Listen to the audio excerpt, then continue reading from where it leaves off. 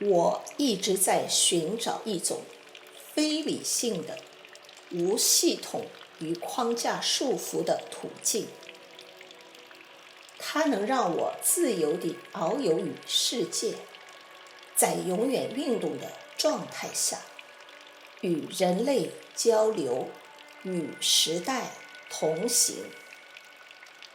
荣超经验非常恰当地总结了我的生活和艺术创作的经验。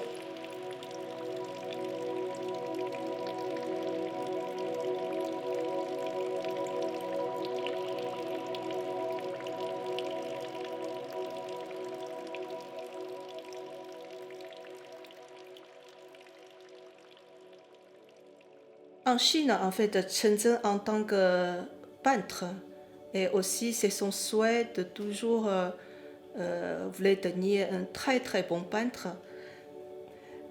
Mais quand il est installé à Paris, quand il visitait Louvre, visitait tous les galeries, aussi voir d'autres créations, un jour, il, il décidait de ne pas continuer sur le chemin de peinture et qu'il trouve beaucoup plus intéressant travailler directement avec l'objet. C'est très courageux à ça. C'est vraiment parti de 0, 0, 0.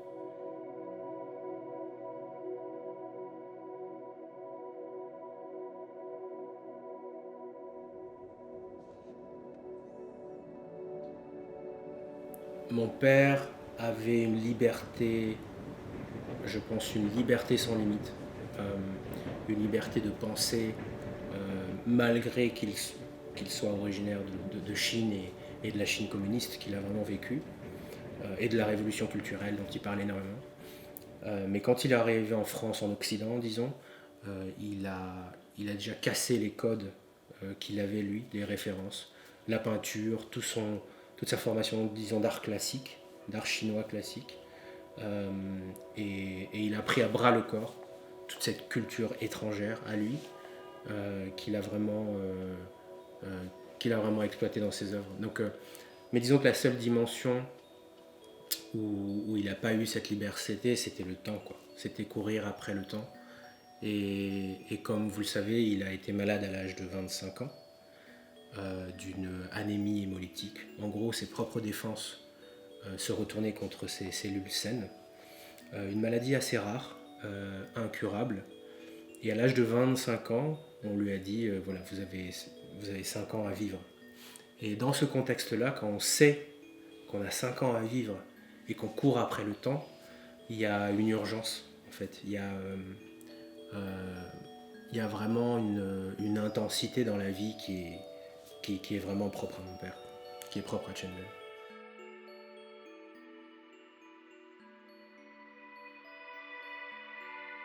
Former l'objet, c'est un processus.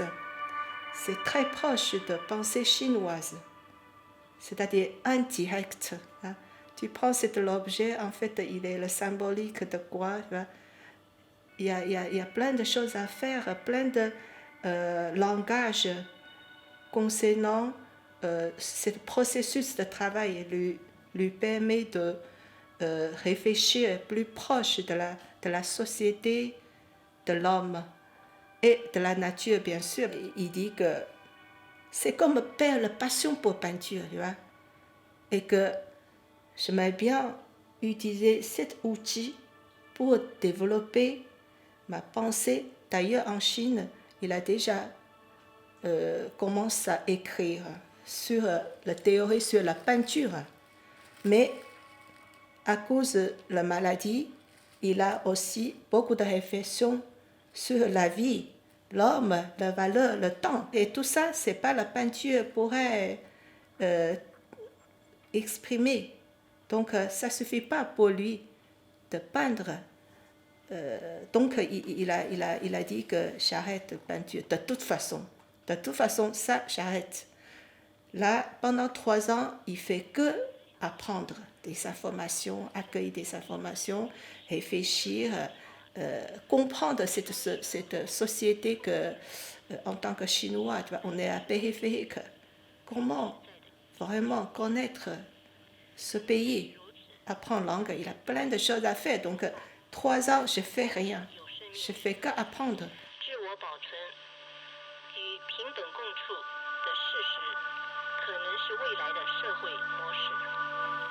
Ça, c'est le premier atelier de Shenzhen à Paris, dans le 20e arrondissement. En fait, pour gagner du temps, le soir, on ne va pas retourner dans notre petit appartement à Asnières. Donc, on décidait de loger dans cet atelier. Vous voyez, ici, c'est le bureau. Là, c'est 2 matelas par terre pour dormir. Vous voyez, ça c'est sur le mur. Ça, c'est la première installation qu'il a réalisée.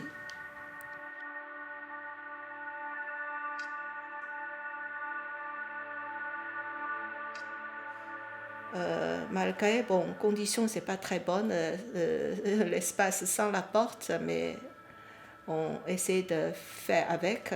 On est très heureux. C'est là que Shenzhen décidé de faire sa première installation.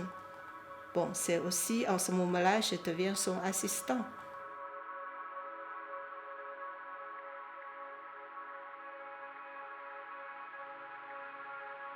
Ça, c'est la photo de Shenzhen avec son fils Chenpo. Ça aussi. Ça, c'est quand il est plus grand.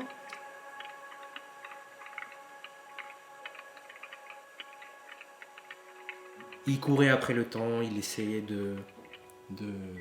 d'exploiter cette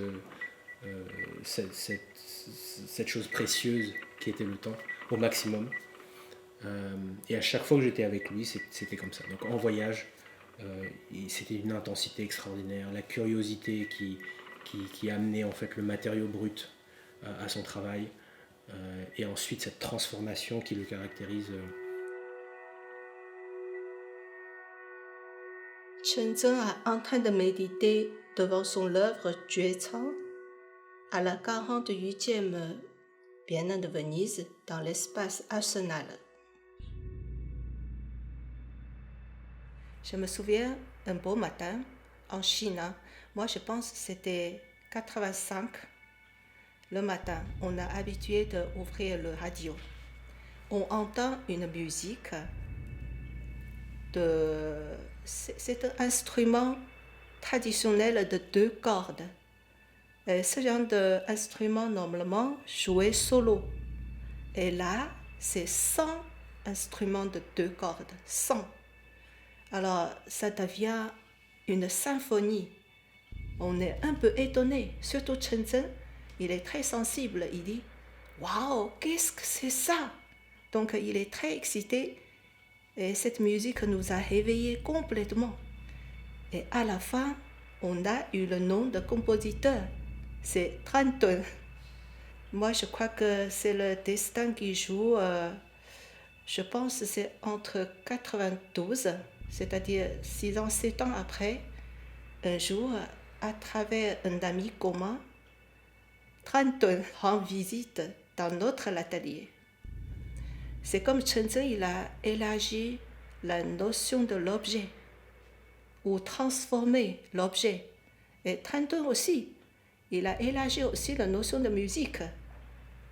Après, c'est presque à la fin de l'an 2000, Shenzhen créait justement Juecang dans le symbole des Jumingman. C'est un instrument musical parce que c'est des tambours. Donc, Shenzhen tout de suite pensé collaboration avec Trantun, fait une performance, utiliser cet grand instrument musical. Mais en fait, Li, pour Shenzhen, c'est l'homme. Il parlait de la relation entre l'homme, la nature et la vie de consommation, n'est-ce pas? Mais jamais présenté le corps, l'homme. Et c'est la métaphore, c'est quoi? Souvent, c'est le lit. Et chaise aussi. Dans la table ronde, c'est la chaise présentée l'homme. Mais dans la chambre d'obsession de longévité, c'est un homme qui vit dans de l'espace. Il vit, mais il observait, enfin, il fabriquait des talismans, de protéger lui-même, espère que vivre longtemps, etc. C'est un fou qui vivre dans un espace restreint comme ça, et avec les pics dans le lit, c'est comme une sorte d'acupuncture.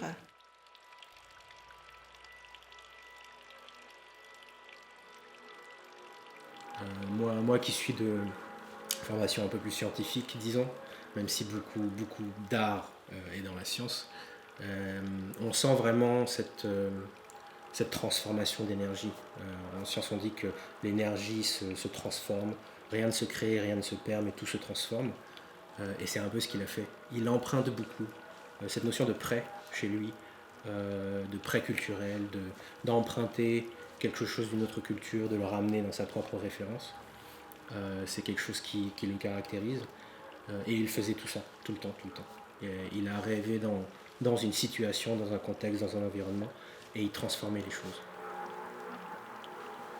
Donc il était probablement alchimiste dans ce sens-là.